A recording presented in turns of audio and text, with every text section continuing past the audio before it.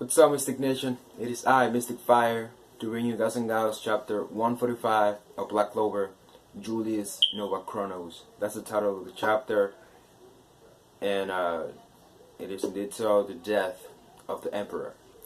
Well, I don't really think it's death, but before I begin with the review, I'd like to say thank you so much for your support on my last video. Really appreciate it.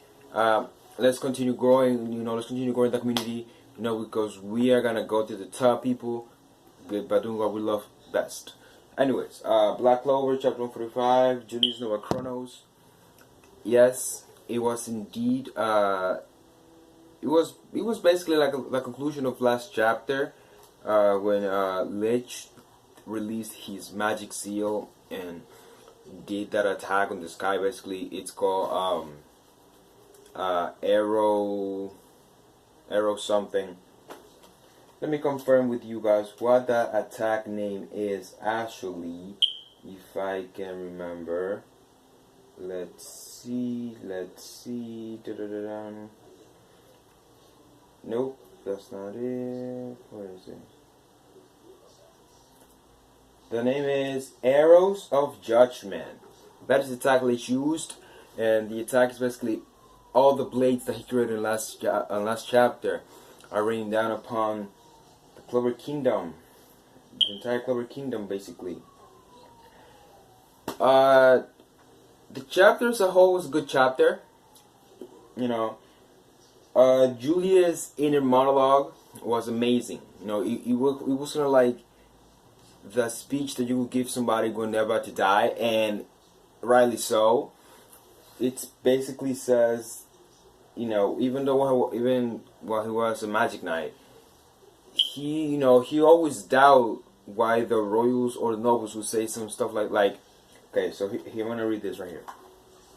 These commoners, no matter what they may do, their magic power is still meager at best. I can hardly even understand what the point of them existing at all is. Just having to live in the same land as them disgusts me. I know what you mean. See, those are the royals just saying that while Julius is there. And this is what Julius says. Though they possess great magic power, they only use it for their own gain. They serve no purpose at all. I wonder what the reason they have to be alive. As I search for my own purpose, I continue fighting as part of the Magic Knights. That's really a great monologue, because that really gives us more of an image as to what kind of character he is, as well as to what kind of place the Clover Kingdom is. We all knew that there was some prejudice against the commoners in the Clover Kingdom because from the nobles, basically, from everything that was in the anime so far, and from everything that was in the manga so far as well. Some of you are some of us maybe only anime watchers, just that want to be a bit spoiled from the manga and stuff like that, but yeah, and then I continue searching for him. Met Sarah, Sora's father. He respected him. He thought that he was the little definition of what a magic knight should be, because while the rest of the magic knights focus on racking achievements for them to go higher in ranks, he focused on saving the people. While his magic was, while he was a commoner, his magic dedicated effort and hard work, it was all for the commoners, the same as him. And so basically this chapter was more like speaking some background into Julius' character, because we really don't know much about Julius as at all. So these at least, gives us a bit of a more understanding towards Julius, and as to what he was, and as to who, and as to his way of thinking. Well, imagine that. See right here. See, he respected it. Then he found out that Sarah died, and then he said, according to rumors, some of his squads killed him, which yes. I think it's rumors. I don't think they actually confirmed it, because last arc, in the tournament arc, Sora spoke. Julius spoke to Sora about that, and Sora himself spoke to us about it. So, that should never happen. He's gonna come see. Anyway, it wasn't just exclusively to the Magic Knights. Basically, he's basically saying that according to the social class you're born into in this land, you know. So he's basically speaking about the land as he tried to change that way of thinking, you know, the way that if you're born into power, if you were a royal or a noble, you are the one with all the power, and if you're born a commoner, you have nothing but give up to your fate. You can't change your fate. That's basically what they're saying. You know, this was such a waste. The possibility of magic and of humans are endless.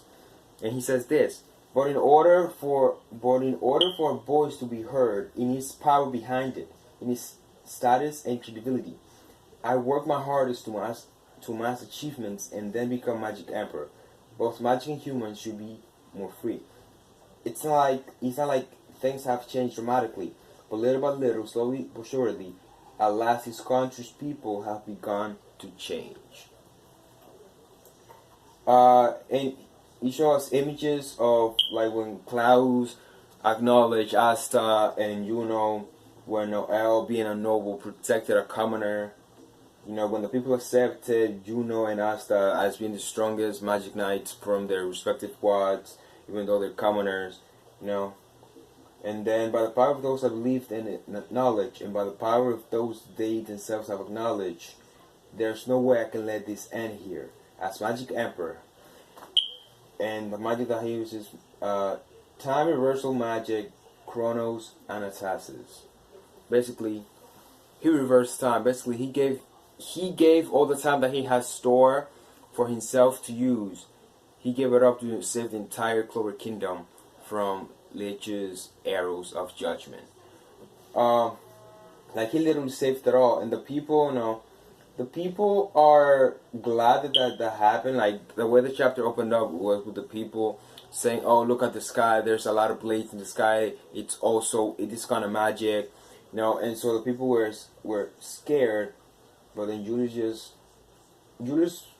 basically sacrificed himself to protect the Clover Kingdom. There isn't really much, you know. Nothing really action-wise happened. It was more like a heavy Julius-centered chapter, you know, learning more about him and everything that he saw while on his path to becoming the Magic Emperor, or you know, and then you have time magic powerful enough to save the entire kingdom as expected of you. This is Lich speaking. But it seems you used up all the time and magic you saved up. You have surely foreseen my attack as well, but there was no way that you could have stopped your time magic just now. In order to dodge it, after all, you are the Magic Emperor.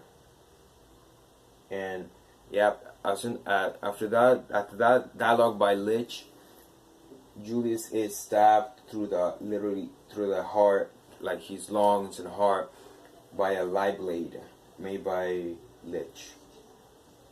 And he's bleeding. And being Magic Emperor, that was your one fatal weakness.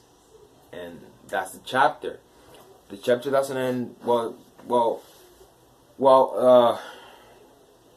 Jamie comes in like literally at that moment where Lich is stabbing, at the moment where Lich stabbed Julius, and Jamie respect Julius, you know, not because he is his boss, but because of who Julius is, you know, and because Julius gave him the chance to prove himself, even though he was from that country, even though he's a commoner, you know, he still gave him the chance, just like he has given chances to many of the other knights.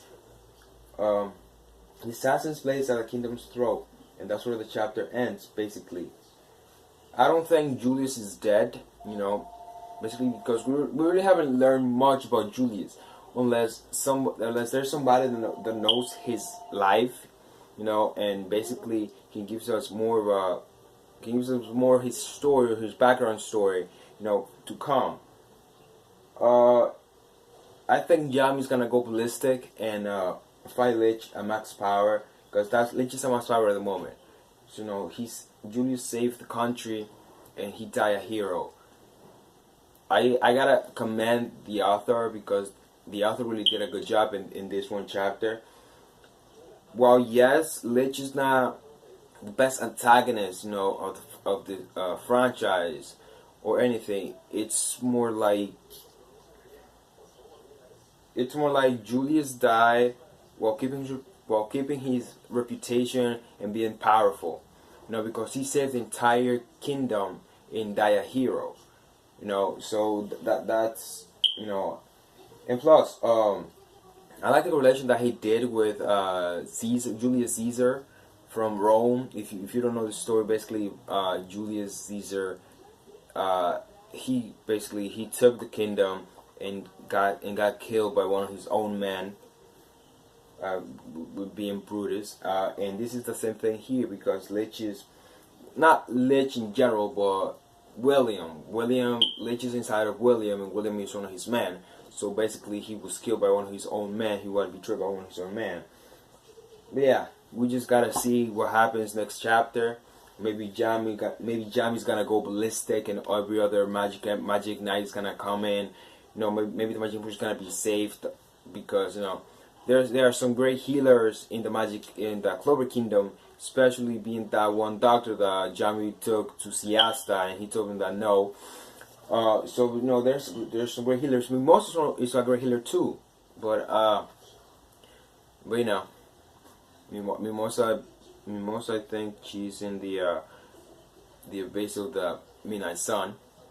So that's but yeah, I like when I see is Yami go ballistic and demolish Lich. I don't think it's gonna really happen like that.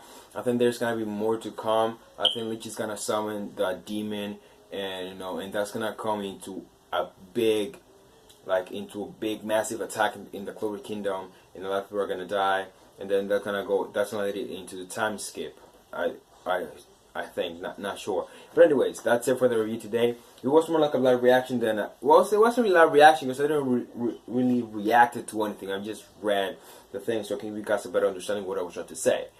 But yeah, thank you so much for checking out my content, guys. I'll see you guys in Gauche later for more. And subscribe to the channel if you're new to it. Hit the notification bell for when you're notified when I upload. And yeah, thank you so much for checking out my content. I'll be live later with some Mafia 3 and maybe something else. Not sure. But yeah, well, thank you so much.